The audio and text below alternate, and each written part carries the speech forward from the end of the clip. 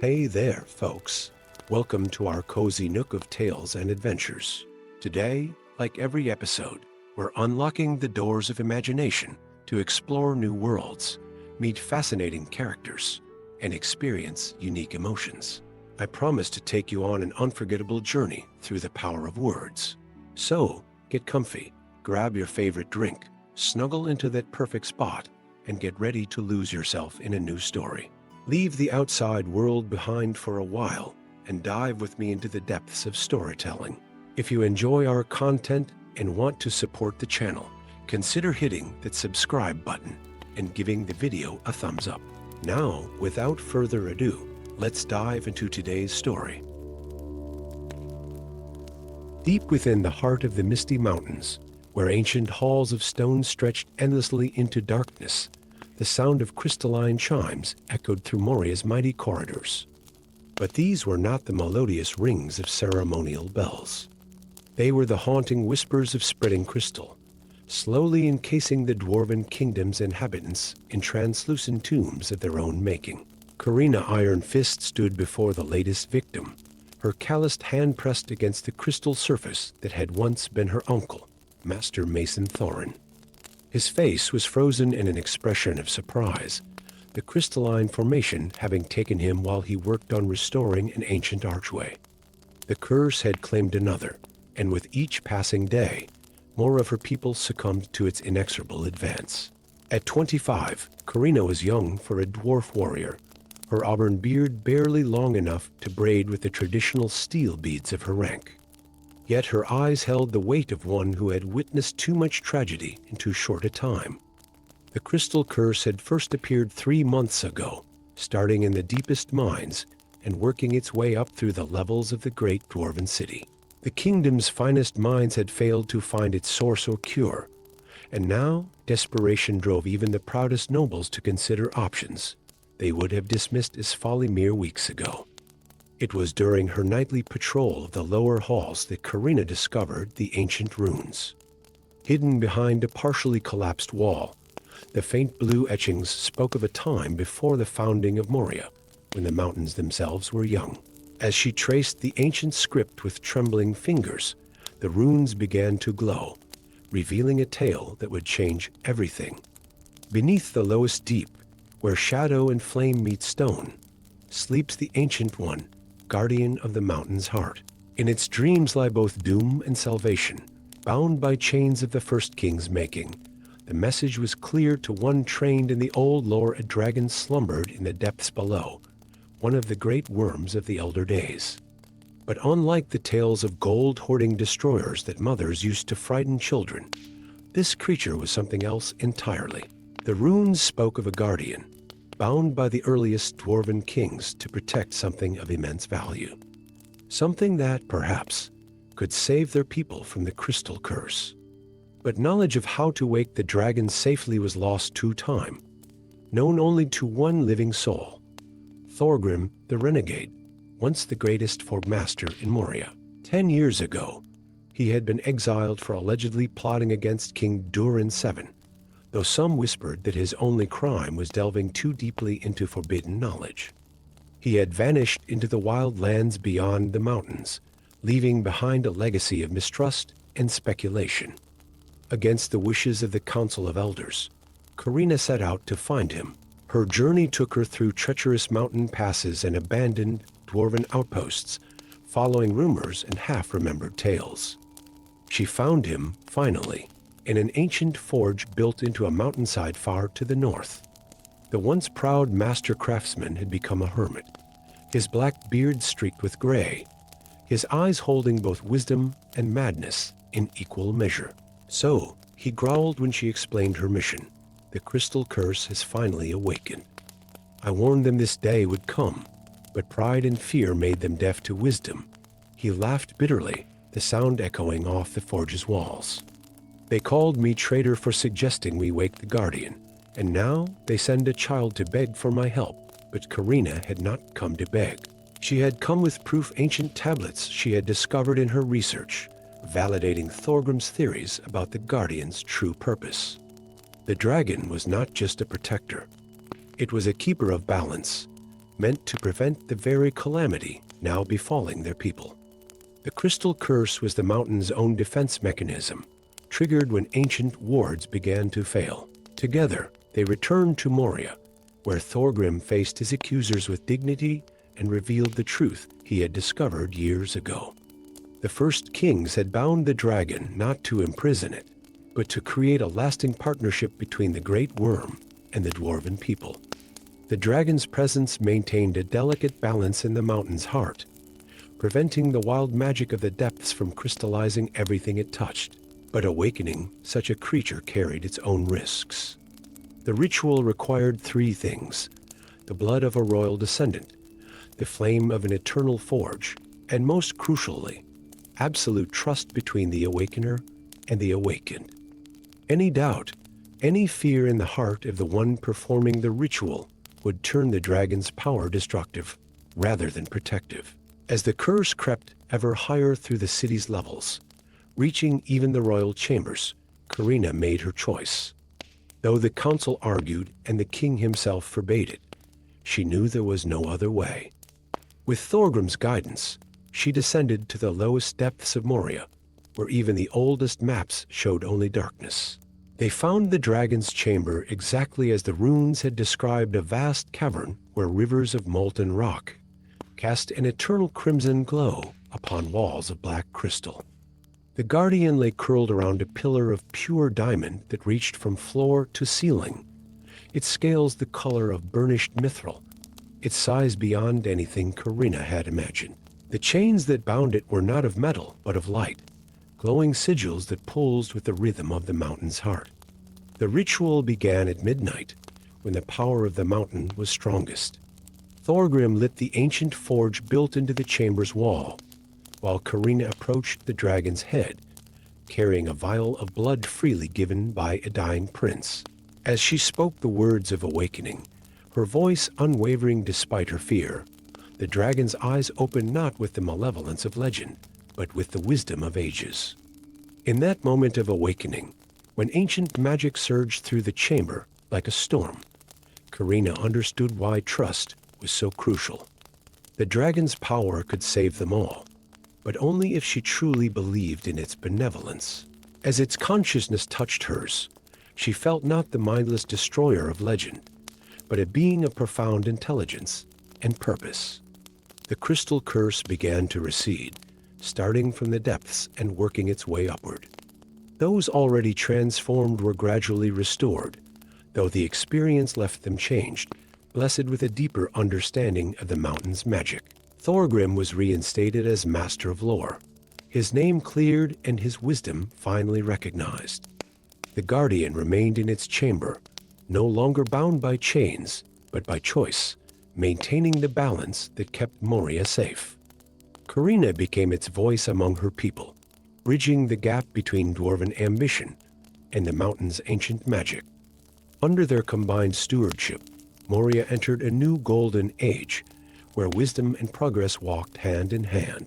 And in the deepest halls, where shadow and flame still meet stone, the sound of crystalline chimes can sometimes be heard, no longer a harbinger of doom, but a reminder of the day when trust overcame fear, and ancient enemies became allies in the face of a greater threat. Story 2. The hammer fell silent in Durin V's forge for the first time in 7 days. He lifted the gleaming mithril blade from the anvil, its surface catching the light of the eternal flames that burned in the heart of Moria. But something was wrong. Where the legendary metal should have sung with an inner light, strange shadows seemed to writhe beneath its surface, like ink dropped in clear water. The master craftsman lowered the blade, his gray-streaked beard catching the ruddy glow of the forge. In all his centuries of working with mithril, he had never seen anything like this. The legendary metal, harder than dragon scales yet lighter than silk, had always been pure and incorruptible. Until now. At his belt hung Solforge, the ancient hammer passed down through 8 generations of Durins. Its head was fashioned from a meteor that fell during the First Age, its handle wrapped in leather from a dragon's wing. It was said that only those of true Durin's blood could wake its magic, allowing them to shape mithril as if it were warm clay. But lately, even Solforge's touch couldn't purify the shadowed metal emerging from the deepest mines. Reports came daily from the lower levels, miners falling ill with strange dreams, speaking of whispers in the darkness. Ancient tunnels, sealed for millennia, were beginning to weep black tears that stained the very rock. And now, the corruption had reached the Mithril itself, the lifeblood of Moria's prosperity and power. That night, as Durin paced the ancient halls of his ancestors, Solforge began to hum at his side. The sound grew stronger as he approached the sealed archives, where records from the kingdom's founding were kept. The hammer pulled him toward a section of seemingly solid wall, its vibrations intensifying until they rattled his bones. When he pressed the hammer's head against the stone, ancient runes flared to life, revealing a hidden doorway. Behind it lay a chamber untouched for ages. Dust-covered scrolls and tablets spoke of a time before Moria, when the mountains were young and the world was still being shaped. But it was a simple stone cube in the center of the room that drew Durin's attention. When Solforge touched it, the cube unfolded like a flower, revealing a truth that shook him to his core. Moria was not the first dwarven city built in these mountains. Another realm had existed, in a dimension parallel to their own, accessed through a portal sealed deep within the mountain. The ancient dwarves had discovered it while mining Mithril, finding their counterparts already battling a darkness that corrupted everything it touched. Unable to stop its spread, they had sealed the portal, trapping their kin on the other side to protect both worlds. Solforge was more than just a craftsman's tool. It was the key to the portal, forged specifically to maintain the barrier between worlds. But the seal was weakening, allowing the corruption to seep through. The shadows in the Mithril were just the beginning. Durin spent days studying the ancient records, learning of the portal's location and the ritual required to strengthen its seal. But each passage he read filled him with greater dread. The other realm's dwarves hadn't all perished, some had survived, adapting to fight the darkness. For thousands of years, they had maintained their vigil, preventing the corruption from spreading further while searching for a way to destroy it completely. The choice before him was impossible. He could use Solforge to reinforce the seal, condemning the survivors to their fate, but protecting his own kingdom. Or he could open the portal, attempting to save their long-lost kin while risking the corruption spreading throughout all of Moria. After sleepless nights spent wrestling with his conscience, Durin made his decision. He would not abandon his people's kin to darkness, no matter the risk.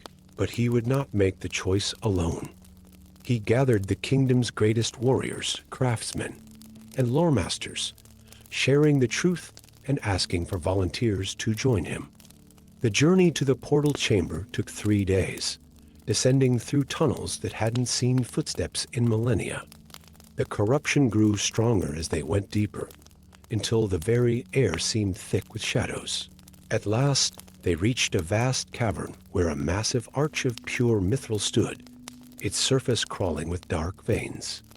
The ritual required Durin to strike the arch with Solforge while reciting words in a language older than Moria itself.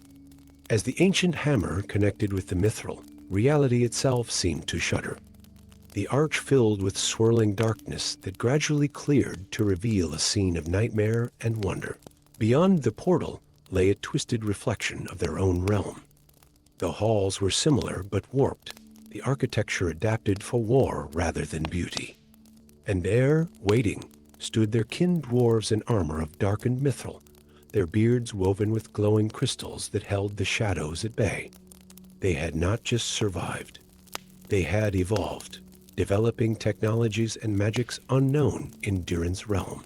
Their leader stepped forward, her armor bearing the marks of countless battles with the darkness.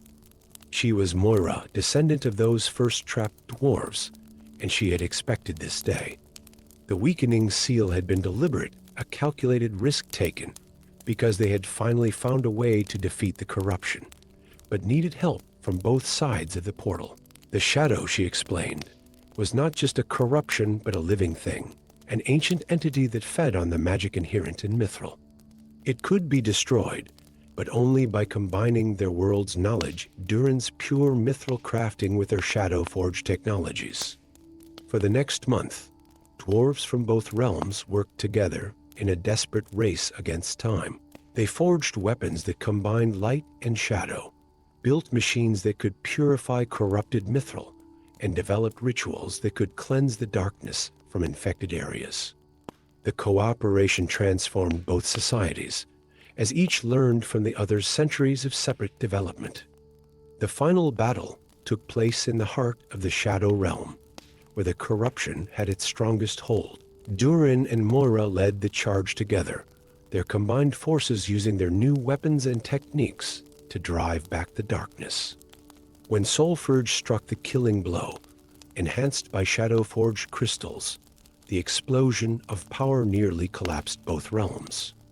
In the aftermath, the decision was made not to reseal the portal. Instead, bridges were built between the realms, allowing free passage and trade. The shadow-forged dwarves began the long process of reclaiming and rebuilding their corrupted kingdom, while Durin's people helped establish safeguards against any future darkness. Soulforge took on a new role, becoming a symbol of unity between the realms. Its power, combined with shadow-forged crystals, could now shape Mithril in ways neither side had thought possible.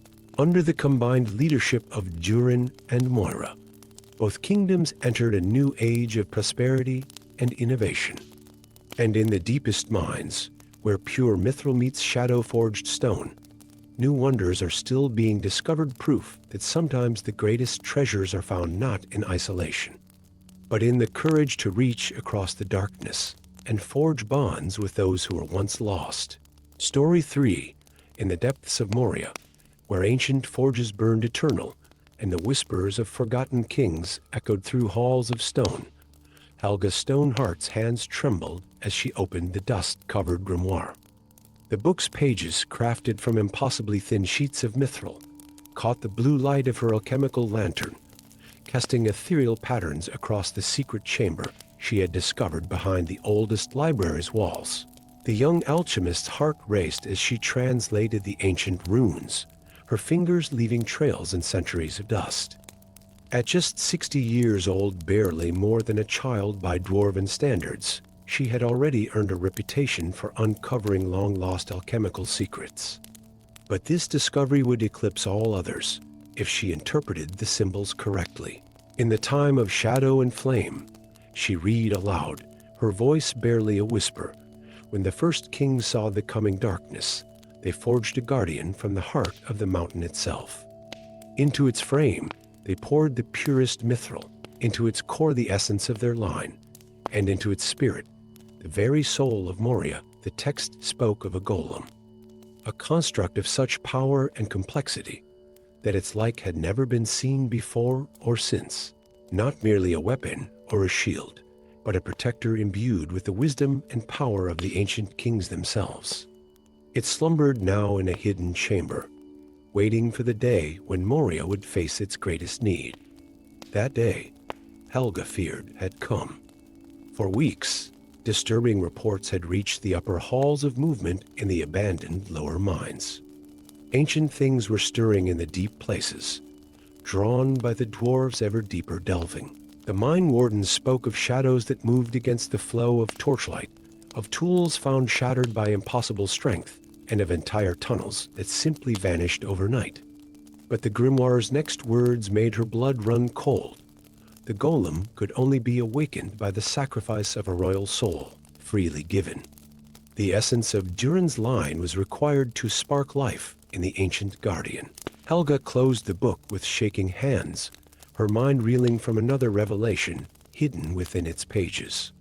The marks on her own palm, the swirling patterns she'd always believed were bizarre birthmarks, matched exactly the royal sigils illustrated in the grimoire. Somehow, impossibly, she carried within her the blood of kings.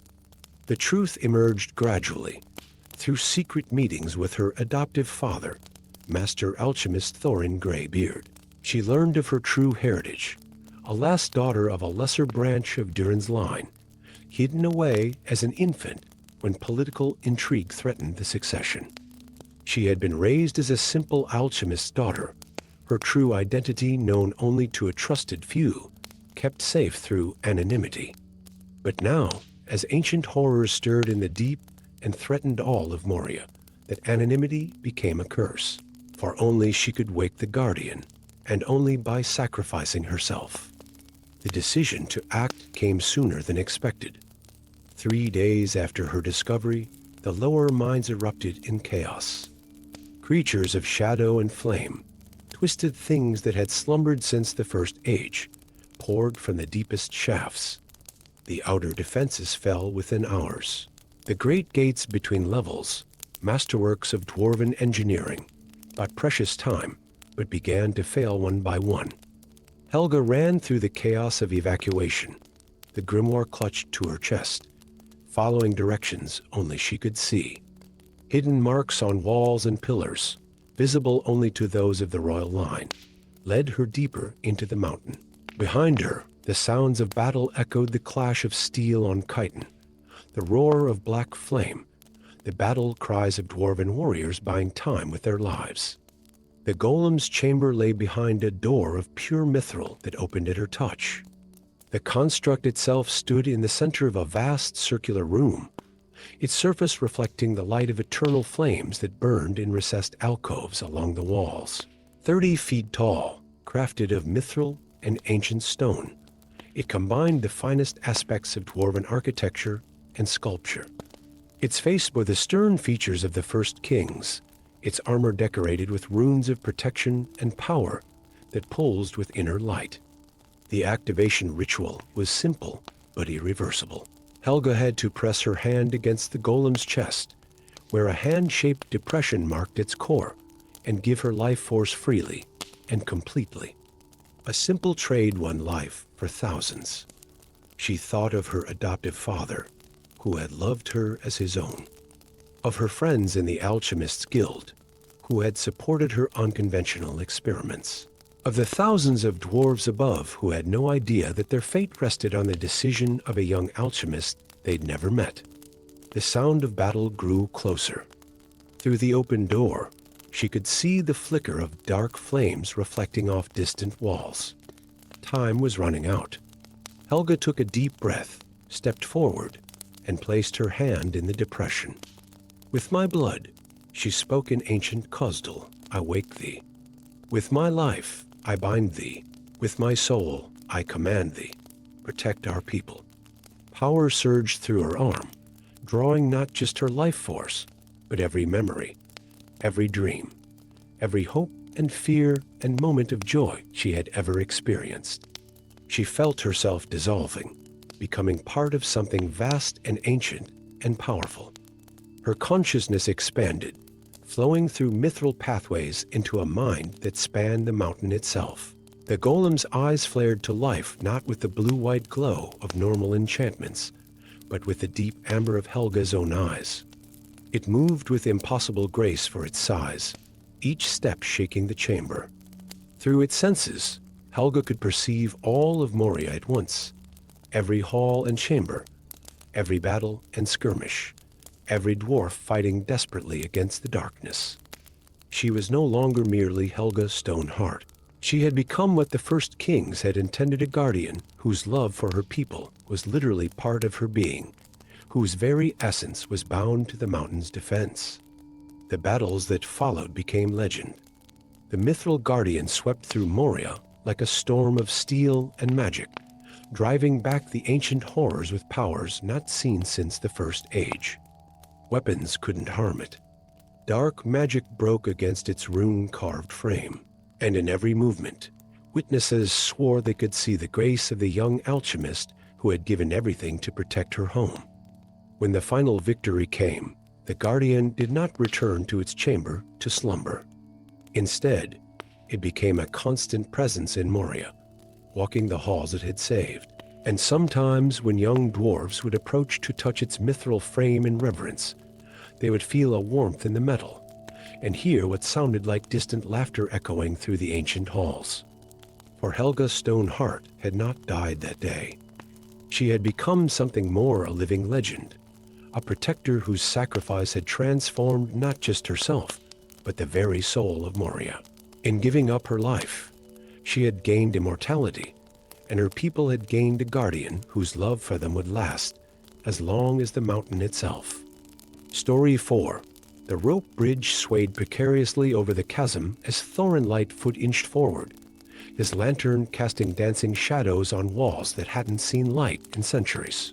The master explorer's reputation for mapping Moria's most treacherous passages hadn't come easily. Countless hours spent in forgotten tunnels, decoding ancient markers, and avoiding the many perils that lurked in the mountain's depths had earned him both respect and skepticism among his peers.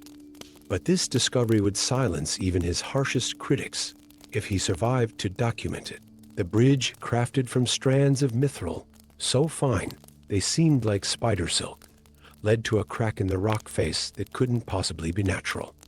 Its edges were too precise, the angle too perfect.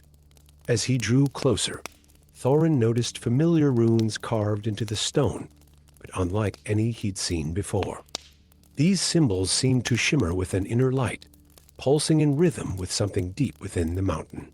Stepping through the crack, Thorin found himself in a tunnel that defied everything he knew about Dwarven architecture.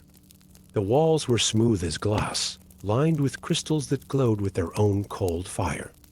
The air hummed with energy that made his beard stand on end. But it was the distant sound that drew him forward, a steady thrum, like the heartbeat of the mountain itself. After an hour of careful navigation through increasingly strange passages, the tunnel opened into a sight that stopped him cold. Before him stretched an entire city, built within a cavern so vast his lantern couldn't reach its ceiling.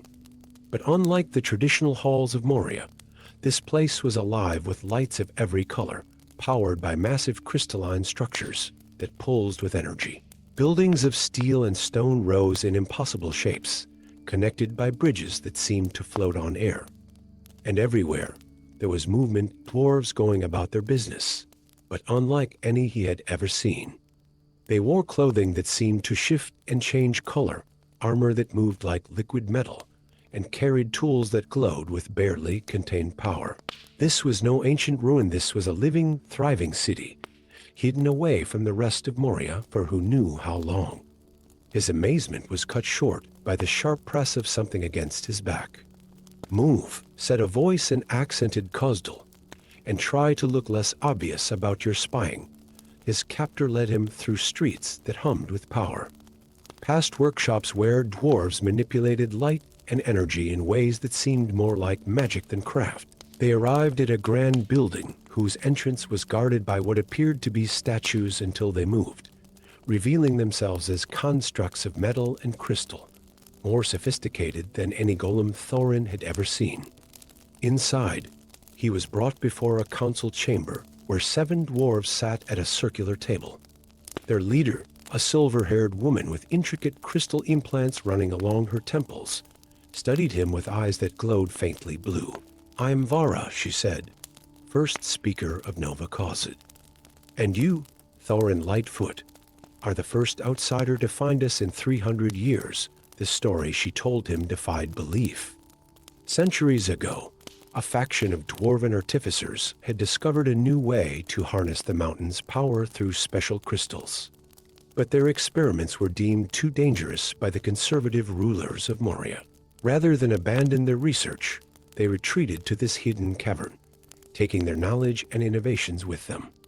Over generations, they had built a society that merged traditional dwarven craftsmanship with crystal technology, creating wonders that would seem like magic to their cousins above. But their progress had come at a cost, one they were only now beginning to fully understand. "The crystals that power our city," Vara explained, showing him a massive chamber filled with pulsing crystalline formations. "They don't just draw energy from the mountain. They draw its very life force. We didn't realize until recently, but our technology is slowly killing Moria itself." The evidence was unmistakable. The crystal mattresses that powered their city were creating a web of fractures throughout the mountain, weakening its very foundation. In time, these fractures would cause catastrophic collapse, destroying both cities and everyone in them. "Why show me this?"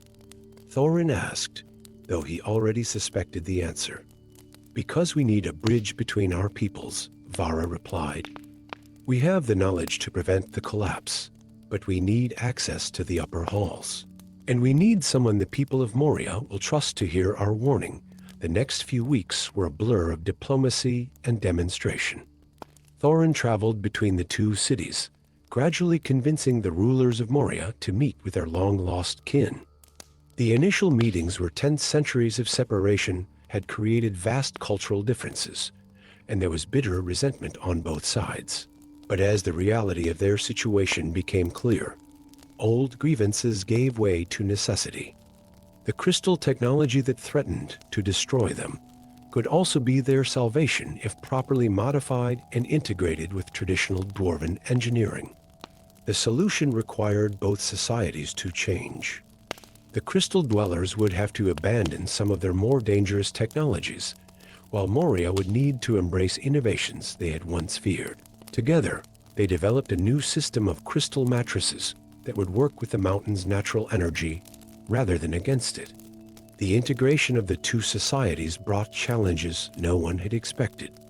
Crystal-enhanced dwarves had to learn to navigate the traditional halls of Moria, while their cousins struggled to understand the seemingly magical devices that had become commonplace in Nova Cosset. But with each challenge came new opportunities for collaboration and growth. Thorin found himself at the center of this cultural exchange, his skills as an explorer and diplomat making him the perfect bridge between the two worlds. He worked with teams from both cities, mapping safe routes between them and identifying areas where the crystal mattresses could be safely integrated into existing infrastructure. Years passed, and the two cities gradually became one. The crystal dwarves brought their technology up into the traditional halls, while crafters from Moria helped strengthen and beautify the hidden city. New architectural styles emerged, blending the best of both traditions. The mountain grew stronger, its energy now flowing in harmony through networks of crystal and stone. And in the great library of the unified Moria, Thorin Lightfoot continued to add to his maps, marking not just physical passages but the connections between peoples once thought forever separated. His original discovery was now a busy thoroughfare. The crack in the wall expanded into a grand archway decorated with runes that glowed with the light of two traditions made one.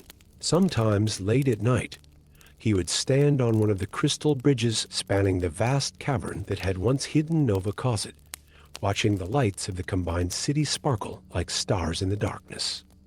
And he would smile, knowing that the greatest treasures aren't always gold or gems, but the connections we forge between lost families and the wisdom to change before change is forced upon us. Story 5.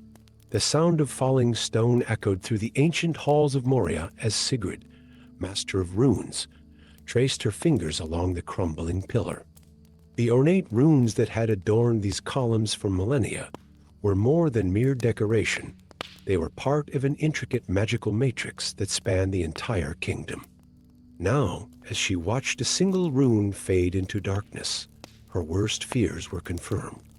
The protection spell was failing. Sigrid's silver-streaked hair caught the blue light of her enchanted crystal as she examined the damage. At 200 years old, she had spent more than a century studying the ancient runic systems of Moria. The markings that others dismissed as decorative elements, she recognized as components of the most complex magical framework ever created by the combined efforts of dwarves, elves, and humans. That night, as she slept in her chambers deep within the mountain, the dreams came.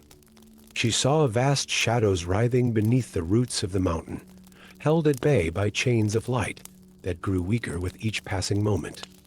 She witnessed the first Alliance dwarves working alongside elves and humans to forge the runic seals. And she saw what they had imprisoned, a being of pure chaos, a fragment of the world's unmaking that had been trapped when the mountains were young. The dreams were not mere nightmares. They were warnings, sent through the failing runic network by its ancient magic. The entity they had named the World Shadow was stirring, and the seals that held it were weakening. Without intervention, it would break free and bring devastation not just to Moria, but to all of Middle-earth. The solution, revealed in her dreams, seemed impossible. The original sealing had required the combined power and knowledge of all three races: dwarf, elf, and human.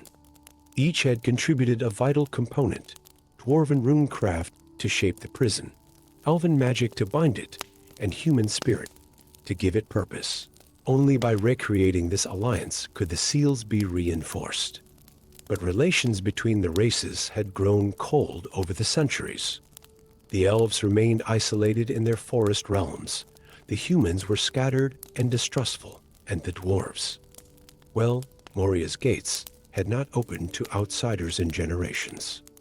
Sigrid took her evidence to the Council of Elders: the damaged runes, the prophetic dreams, and ancient texts that confirmed her interpretations. After heated debate, they granted her permission to seek help, though many doubted she would succeed. Her journey took her first to the golden woods of Lothlorien, where the elves still maintained their ancient connection to the world's magic. Lady Galadriel herself received her, listening intently to her warning. The elven queen confirmed Sigrid's fears. They too had sensed the stirring of ancient evil beneath the mountains. The humans proved more challenging to convince. In the realm of Gondor, Sigrid found an unlikely ally in Erehild, a young scholar who had devoted her life to studying the ancient alliances. Together, they discovered records that matched Sigrid's dreams, speaking of a time when the three races worked as one to contain a darkness that threatened to unmake the world. But bringing representatives of all three races to Moria was only the first challenge. The ritual to reinforce the seals would require them to overcome centuries of prejudice and mistrust, achieving perfect harmony in their combined magic. One false note in the symphony of power would shatter the seals completely, freeing the very entity they sought to contain. As the chosen day approached, tremors shook the mountain with increasing frequency. The runes flickered like dying stars, and in the deepest mines, workers reported hearing whispers in a language that made their minds ache. Time was running out. The ritual chamber was a vast cavern deep beneath the mountain, its walls covered in runes that spiraled up into darkness. At its center stood three pillars arranged in a triangle, one of stone, one of living wood, and one of pure crystal. Each represented one of the participating races, and each had to be activated simultaneously. Representatives from each race took their positions: Sigrid at the stone pillar, Lord Celeborn of the Elves at the wooden one, and Erehild at the crystal. Around them stood observers from each race, their presence both witness and support to this historic moment. The ritual began with a hum that resonated through the chamber as each participant channeled their people's unique magic. Sigrid's runes blazed with inner fire, Celeborn's pillar pulsed with living light, and Erehild's crystal sang with pure tone. But as the powers built, ancient resentments and fears threatened to disrupt the delicate harmony. Then something extraordinary happened. Through the combined magic, each participant began to experience the other's perspectives. Sigrid felt the elves' deep connection to the world's song, their grief at its slow fading. She understood the humans' desperate drive to leave their mark on a world that moved too quickly for their short lives. And they, in turn, felt the dwarves' profound love for the mountain that was their home and heritage. In that moment of perfect understanding, the magic crystallized. The runes on the walls blazed to life, no longer just dwarven script, but a perfect fusion of all three races' magical traditions. The binding spell renewed itself, stronger than ever, as the shared power of three peoples flowed through the ancient matrix. The entity below raged against its strength and bonds, its fury felt as earthquakes that shook the mountain to its foundations. But the new seals held, reinforced not just by magic, but by the renewed understanding between the races that had created them. When the dust settled, Moria had changed. The renewed seals required regular maintenance from all three races, necessitating continued cooperation. The kingdom's gates opened more frequently, welcoming elven mages and human scholars who came to study and maintain the runic systems. Sigrid established a school where the three races could share their magical knowledge, ensuring that the wisdom required to maintain the seals would never again be lost. The Chamber of Pillars became a symbol of unity, visited by those seeking to understand how ancient rivals had become steadfast allies. And in the deepest night, when she walked the quiet halls of her mountain home, Sigrid would sometimes pause to admire how the renewed runes gleamed on the pillars. They no longer showed just dwarven craft, but bore traces of elven grace and human innovation, a testament to what could be achieved when ancient prejudices were set aside in service of a greater purpose. For in the end, it wasn't just about containing an ancient evil. It was about proving that the greatest magic comes not from power or skill alone, but from the willingness to reach across boundaries and forge bonds stronger than any prison of stone or spell. Story 6. The crystal lamps of Moria's diplomatic quarter cast rainbow-hued shadows across Ambassador Kira Silvertongue's face as she traced her fingers over the ancient treaty scroll. 3 centuries of negotiating agreements between the great dwarf clans had taught her to read between the lines of any document, but something about this particular scroll troubled her. The signatures at the bottom, marking a centuries-old trade agreement with the surface kingdoms, seemed to shimmer with a strange luminescence she'd never seen before. A low rumble shook her study, causing the precious documents on her shelves to flutter. These tremors had been growing more frequent over the past weeks, yet they felt different from the usual movements of the mountain. They carried a resonance that made the crystals in her chambers vibrate in harmonic patterns. My Lady Ambassador. The voice belonged to Finn Brightchaser, her youngest aide, bursting through the doors with unusual urgency. The tremors, they've revealed something in the lower eastern quarter. The master builders say you need to see this immediately. The excitement in his voice piqued her curiosity. Lead on then. They descended through levels of intricately carved corridors, past the usual bounds of the inhabited sectors. The tremors grew stronger as they went deeper, and Kira noticed something peculiar. The ancient runes carved into the walls were beginning to glow with a silvery light she'd never seen before. They found Master Builder Thorin Stoneshaper standing before what had once been a solid wall. Now, a massive archway opened into darkness, its edges too perfectly curved to be natural. The stone around it was neither the dark granite of the mountain nor the pale marble of dwarf work, but something that seemed to capture and hold light like liquid moonlight. It was hidden behind a false wall, Thorin explained, his voice hushed with awe. The tremors cracked the outer layer, and we found. This, as they stepped through the archway, their lanterns illuminated a sight that made Kira's breath catch in her throat. Before them stretched a vast underground city, but unlike anything in dwarf architecture. Soaring spires of crystal and silver reached toward a ceiling studded with luminous stones that shone like stars. Delicate bridges of what appeared to be solidified light spanned between buildings that seemed to have grown organically from the cave floor. This is elf work, Kira whispered, recognizing the flowing lines and ethereal materials. But that's impossible. All our histories say the elves never ventured beneath the mountains. Look there. Finn pointed to a building that seemed to be a fusion of styles, dwarven geometric patterns blending seamlessly with elvish organic forms. They didn't just venture here. They lived here. With us, they made their way through the preserved streets, their footsteps echoing in chambers that hadn't known sound in millennia. Everything was perfectly preserved, as if the inhabitants had simply vanished one day in the midst of their daily lives. In what appeared to be a grand hall, they found something that changed everything. A massive mural depicting dwarves and elves working side by side, channeling magic that combined the elves' affinity for light with the dwarves' mastery of stone. The result was a form of enchantment unlike anything in their current record spells that could shape reality itself. The harmonic resonance, Thorin muttered, running his hands over the mural. The tremors aren't natural. They're coming from whatever magic they created here. Before Kira could respond, the entire chamber began to hum. The star-like stones in the ceiling brightened, and the mural beneath Thorin's hands started to glow.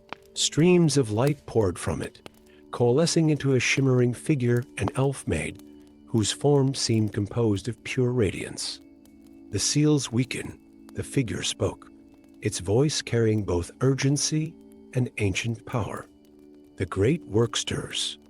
After 5,000 years, the time of choice returns. What choice? Kira asked, stepping forward.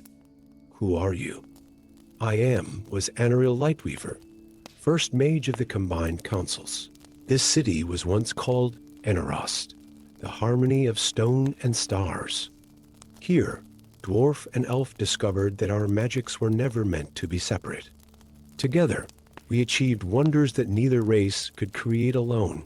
The figure gestured, and the air filled with images of the city in its prime, dwarves and elves living together, sharing knowledge, creating marvels that defied comprehension. But power draws darkness. Anaril continued, her light dimming. We discovered something in the deep places of force that could reshape reality itself.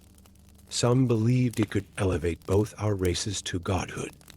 Others saw the danger in such power. The resulting conflict nearly destroyed both our peoples. More images appeared, battles between corrupted and uncorrupted mages, spells that warped the very fabric of space and time. In the end, we made a choice. We used our combined powers to seal away the force we had discovered, hiding this city and all knowledge of our cooperation. We altered the memories of both our peoples, letting them believe they had always been separate. It was better to lose our achievements than to risk that power being rediscovered. The phantom elf maid turned her luminous gaze to Kira. But seals fade. The force we contained grows restless. The tremors you feel are its attempts to break free. Without the combined magic of elf and dwarf, it cannot be contained much longer.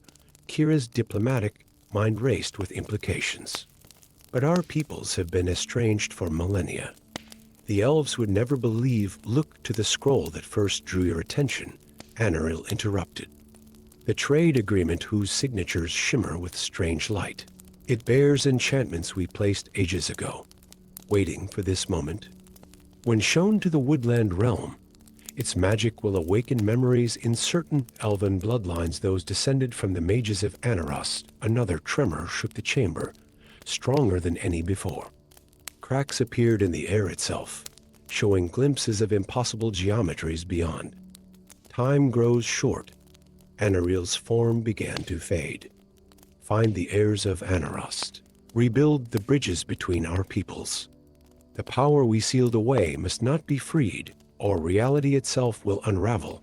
As the phantom vanished, Kira stood in the ancient chamber, her mind whirling with the weight of history rewritten. She had spent centuries negotiating minor trade disputes between dwarf clans, but now faced a task that would shake the foundations of both their societies. Finn, she turned to her aide, prepare my traveling gear, and bring that scroll carefully. You mean to go to the surface? Thorin asked, shocked. To the elves? Kira looked around the preserved city, at the evidence of what their peoples had once achieved together. Another reality-bending tremor shook the chamber. Our ancestors chose to bury the truth to protect us from a power too great to control, she said.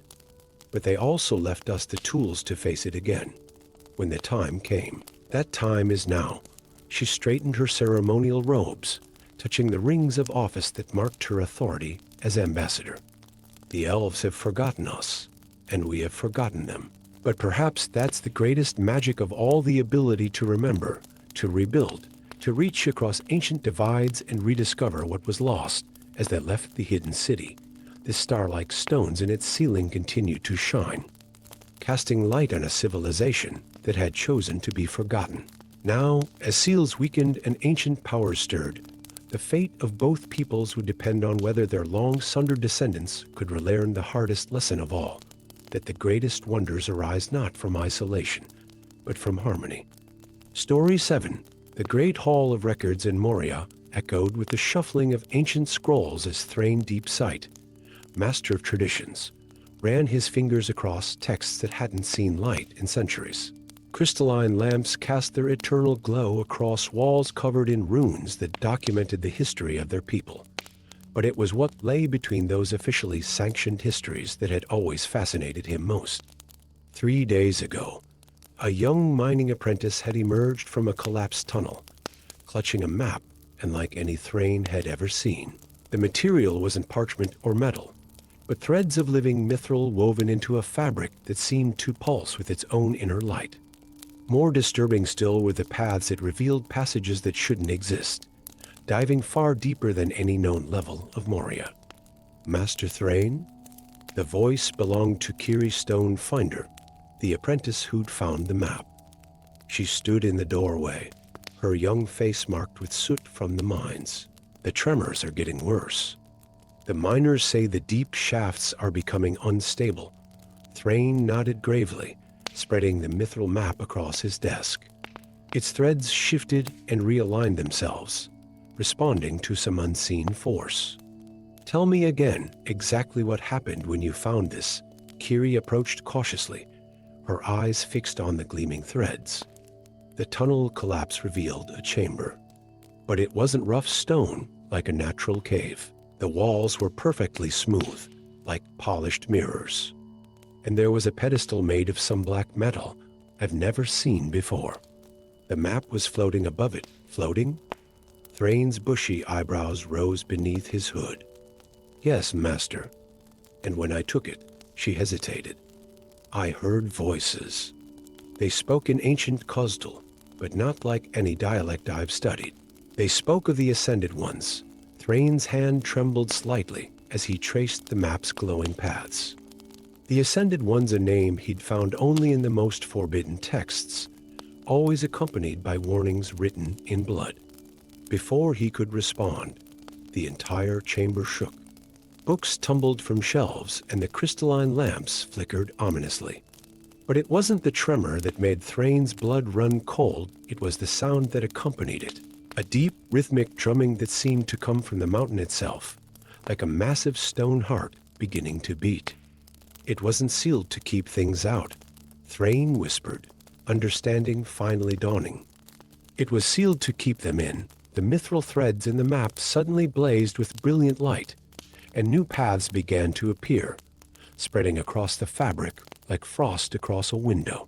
Along with them came runes in an ancient script that made Thrain's eyes water just looking at them. What does it say? Kiri asked, her voice barely a whisper.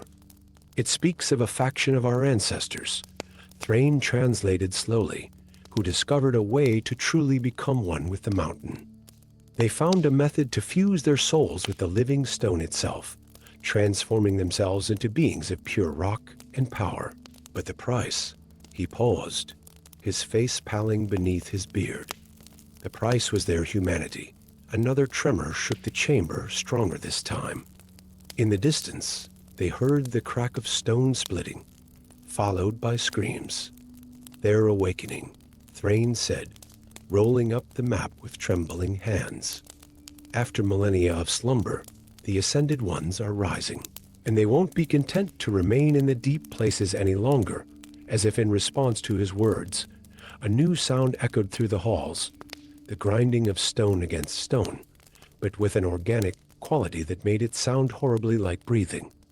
The voices Kiri had heard in the deep chamber began to whisper again, but this time they weren't confined to her mind.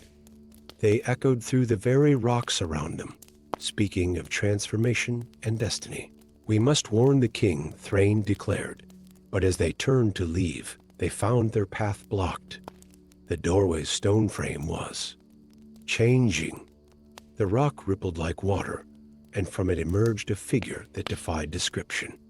It had the basic shape of a dwarf, but its body was made entirely of living stone, shot through with veins of glowing crystal.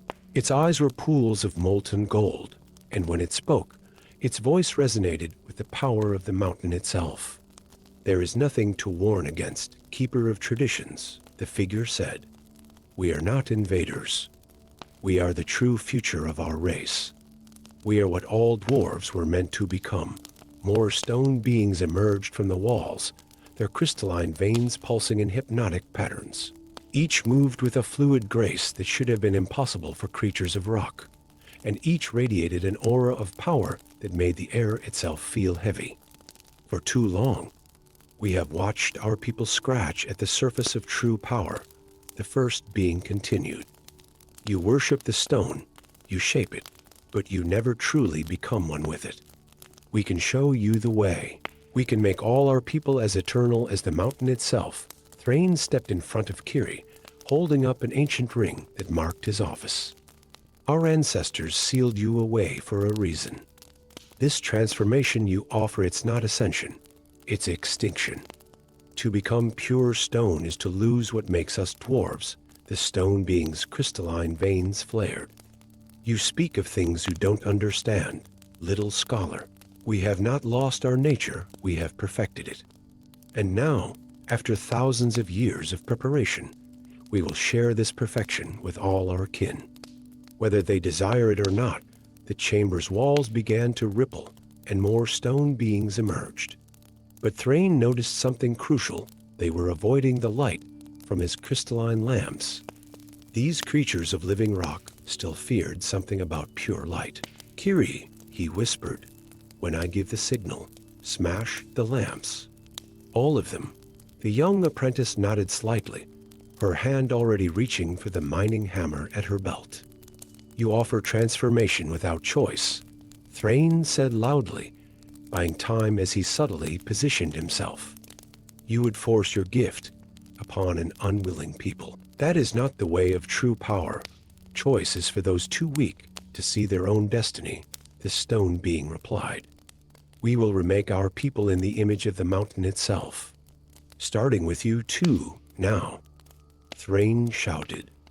As Kiri's hammer shattered the crystal lamps, he pulled an ancient artifact from beneath his robes, the light of Durin, a crystal that legend said contained the first rays of sun to ever shine upon the mountain. The pure light blazed through the chamber, and the stone beings recoiled, their crystalline veins dimming.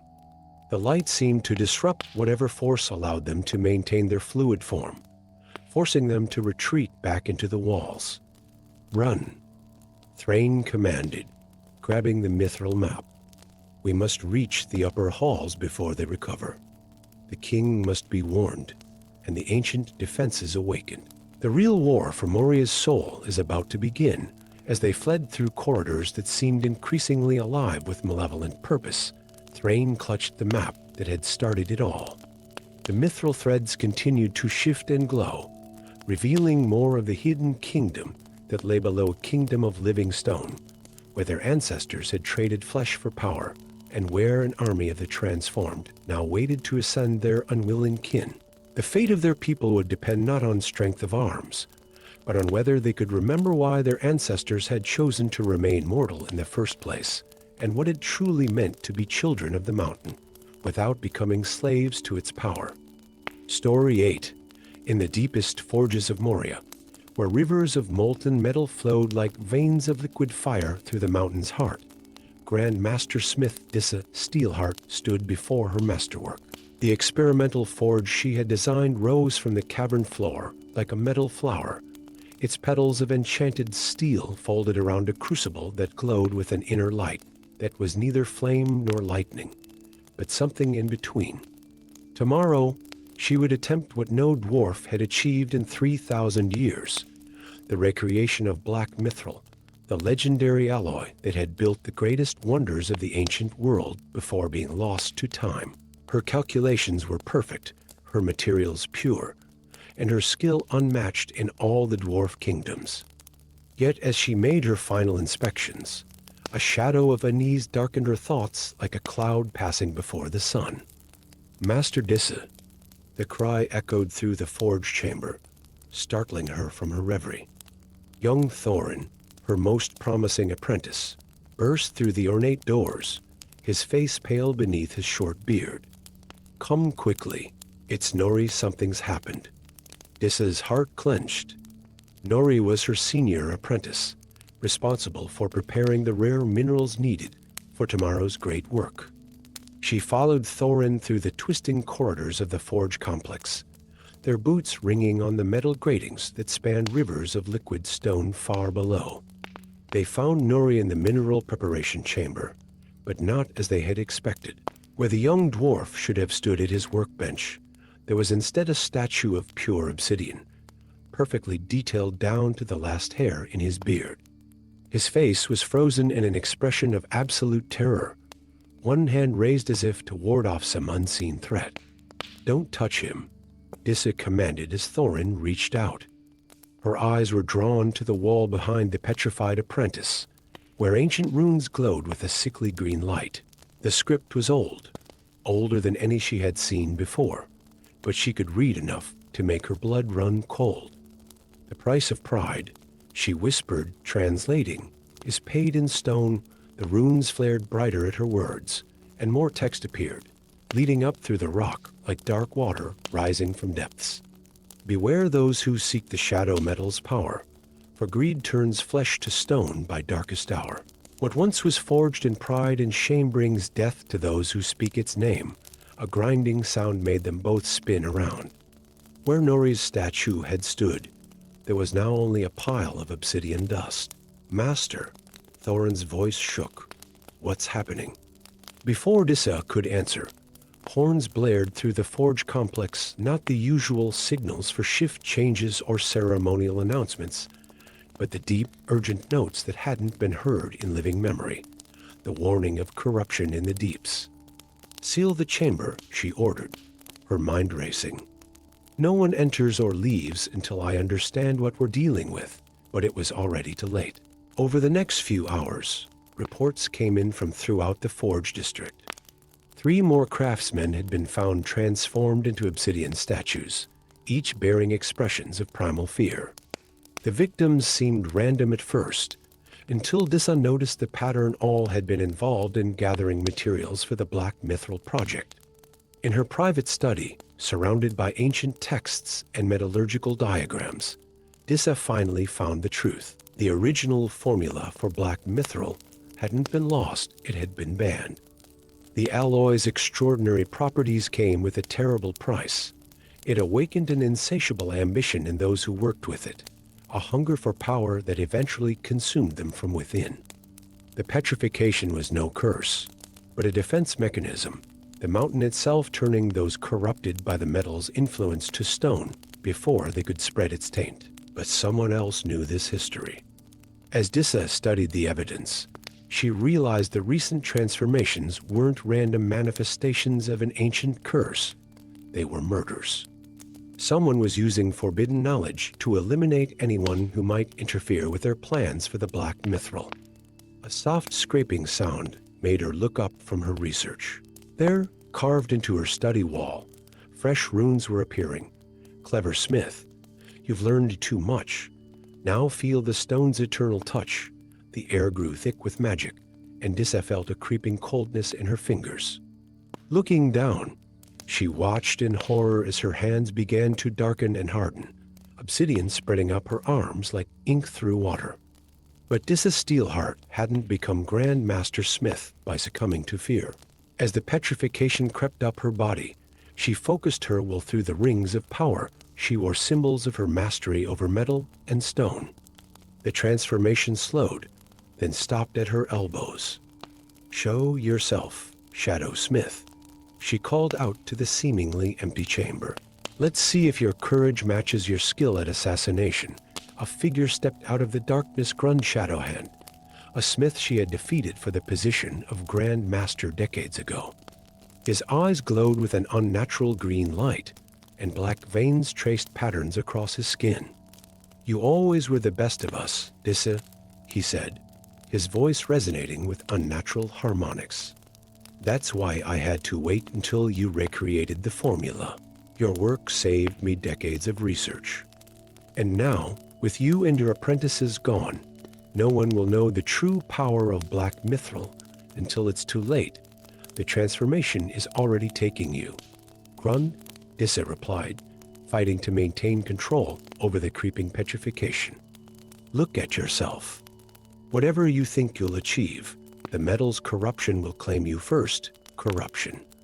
Grund laughed, the sound ringing off the stone walls. No, this is transcendence. The ancient texts were wrong. The metal doesn't corrupt, it elevates.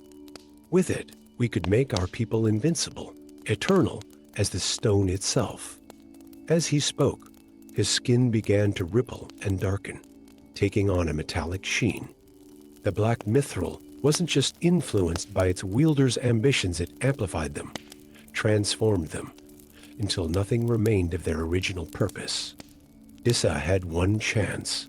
While Grund monologued about his plans for ascending to power, she reached out with her remaining good hand and grabbed a small hammer from her workbench, not one of her masterwork tools, but a simple iron hammer she used for quick repairs.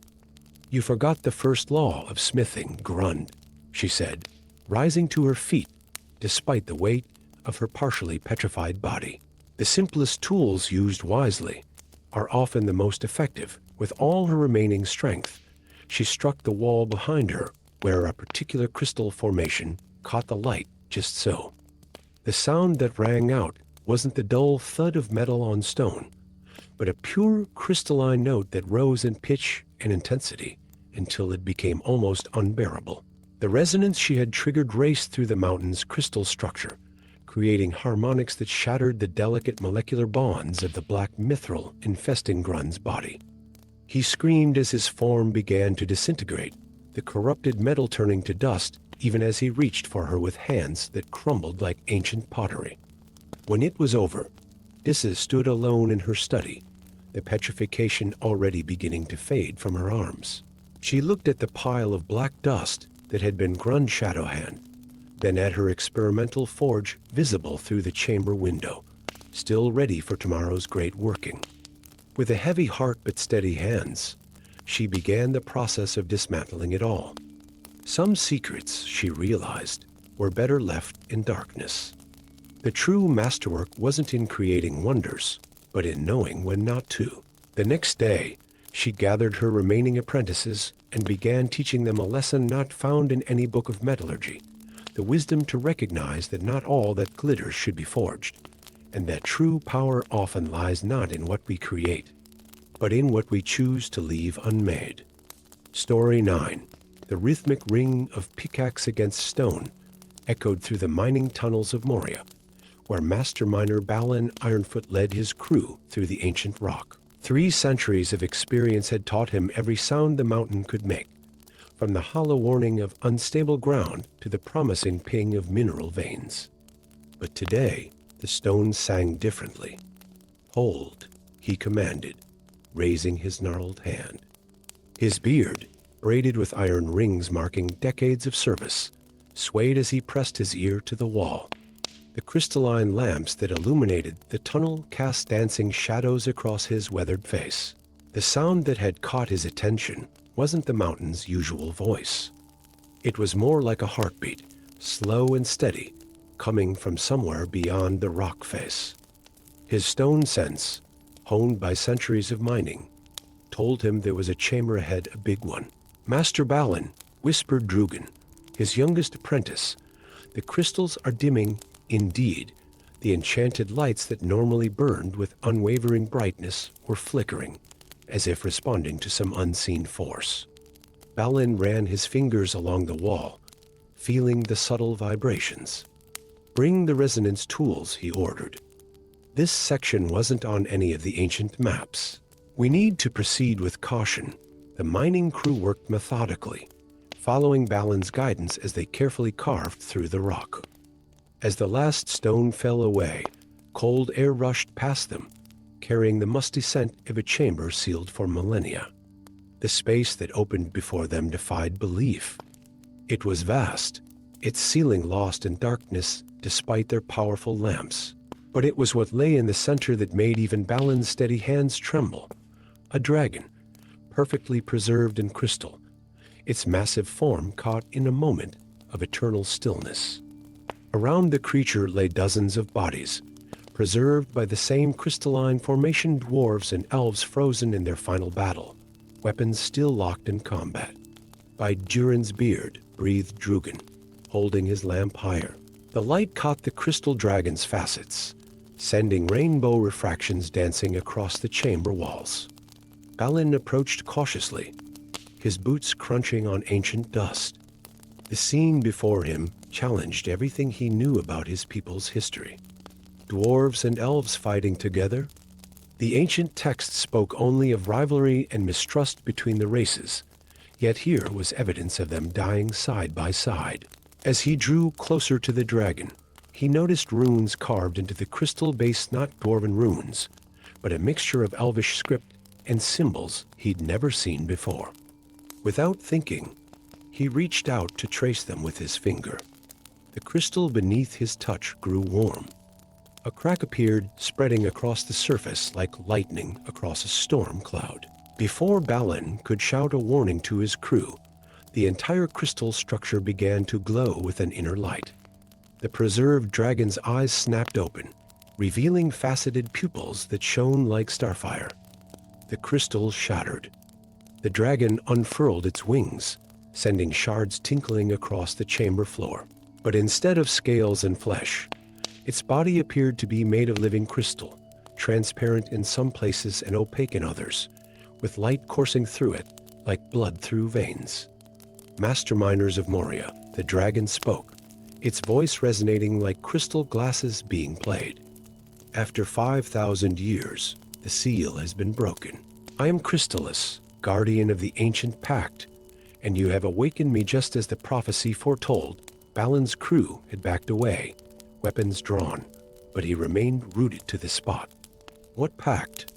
He demanded, his voice steady despite his racing heart. The dragon's crystalline form shifted, catching and refracting the lamplight. Look around you, dwarf master. What do you see? A battlefield, Balon replied, where elves and dwarves fought together against. Something, not against, Crystallis corrected. 4. They died protecting me while I completed the ritual that would contain the void plague, a corruption that threatened to consume all races. Their sacrifice bought us time, but not victory. The plague was sealed, not destroyed, and now it stirs again. The dragon's words echoed off the chamber walls as it continued. The elves and dwarves of that age combined their magics, the elvish affinity for light and the dwarven mastery of stone, to create me as a guardian. But maintaining the seal requires both races' powers. Without unity between elf and dwarf, the plague will return. Balon's mind raced. The kingdom's historians had always taught that the deeper levels of Moria were sealed to protect against dark creatures. But what if the truth was more complex? What if they had been containing something far worse all this time? Why should we trust you? He asked. Our people have been enemies with the elves for generations. Crystallis's crystalline form posed with inner light. That enmity is itself a symptom of the plague's influence, Master Miner. It feeds on discord, grows stronger with every generation that maintains these artificial divisions. Look again at these fallen warriors. Their final pose was not of enemies, but of allies protecting each other to their last breath, as if in response to the dragon's words, the crystal preservation around the ancient warriors began to fade, their bodies dissolving into motes of light that swirled through the chamber.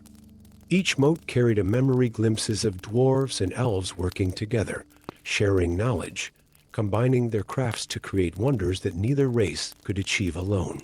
A distant rumble shook the chamber, and Crystallis's light dimmed momentarily. The seal weakens, the dragon announced.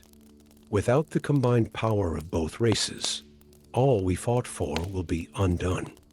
The plague will rise again, and this time, it will consume everything. Balon Ironfoot, Master Miner of Moria, faced the hardest choice of his 3-century life.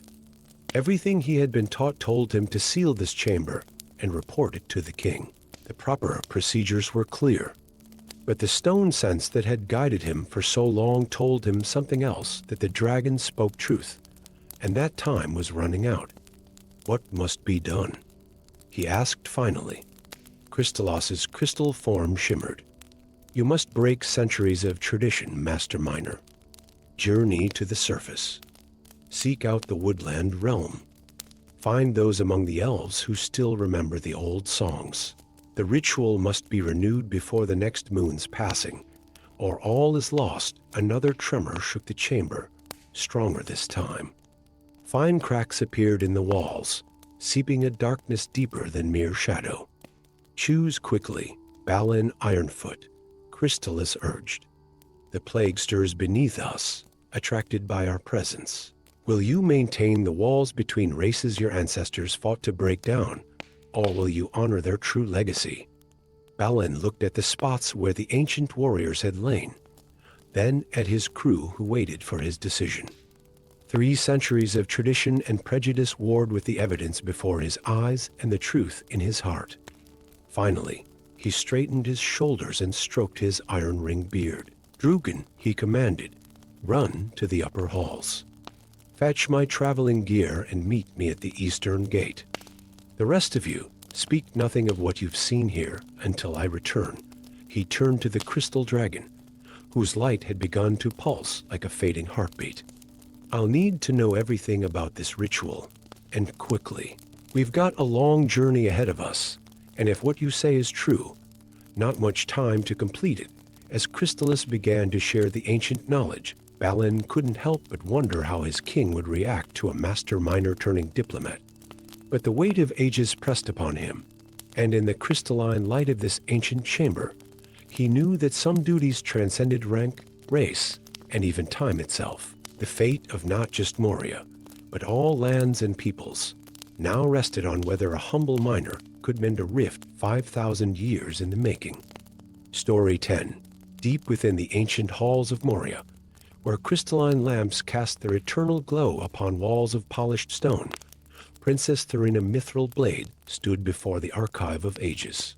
Her fingers, adorned with rings bearing the seal of Durin's line, traced the intricate runes that generations of her ancestors had carved into the living rock. The vast chamber stretched before her, its vaulted ceiling lost in shadows despite the warm light of countless lanterns. The young dwarf princess had always found solace in these halls, away from the weight of expectations that came with being the sole heir to the throne of Moria. But tonight was different. The air itself seemed to hold its breath, and the ancient stones whispered with an urgency she had never felt before.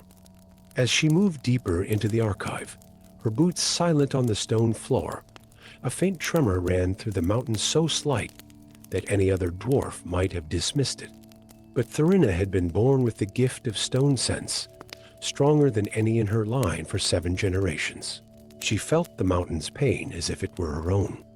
The tremor led her to a section of the archive she had never explored before, where the oldest records were kept. There, beneath layers of dust that had lain undisturbed for centuries, she found a tome bound in Mithril and sealed with runes of power. As she broke the seal, the pages fell open to reveal a terrible truth. The hammer of Durin, the sacred relic that maintained the magical wards protecting their kingdom, was failing. The ancient text spoke of a cycle, a waning of power that occurred once every 1,000 years. The hammer needed to be recharged in the Forge of Souls, deep within the lowest levels of Moria levels that had been sealed off for so long that most believed them to be mere legend. Before she could process this discovery, a shadow fell across the tome. "You shouldn't be here, Princess," came a gravelly voice. Thorina whirled around to face grimly Shadowforge, the exiled master smith whose presence in the upper halls was itself a violation of ancient law. His face was half hidden beneath a hood, but she could see the glint of knowing in his eyes. The tremors, he continued, stepping into the light. "You've felt them too, haven't you? The mountain song is changing, becoming a lament." Thorina's hand instinctively went to the ceremonial axe at her belt. "How did you get past the guards?" A bitter smile crossed Grimly's weathered face. The same way the shadows are beginning to seep through the ancient wards through the cracks that are forming in our kingdom's defenses. I was the last apprentice to study the hammer's lore before the old ways were forgotten. I've been waiting for someone to find this truth. As if to punctuate his words, another tremor shook the chamber, stronger this time. Dust rained from the ceiling, and in the distance, they heard the distinctive sound of stone cracking. Thorina's stone sense screamed in warning something was wrong, terribly wrong. "We must take the hammer to the Forge of Souls," Thorina declared, her voice firm despite the fear clutching at her heart. Grimly's expression darkened. "The way is not merely sealed, Princess. It's guarded by those who would use the hammer's failing to their advantage. The cult of the endless dark has waited centuries for this moment. The cult is real." Thorina had heard whispers of the secret society of shadow-touched dwarves, but had dismissed them as tales to frighten young dwarflings. "As real as the doom that approaches," Grimly replied.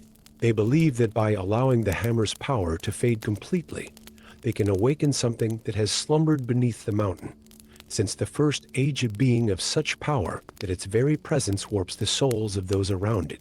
Before Thorina could respond, horns echoed through the halls, not the deep, reassuring notes of the palace guard, but higher, more urgent tones that she had never heard before. The warning horns of the deep watchers.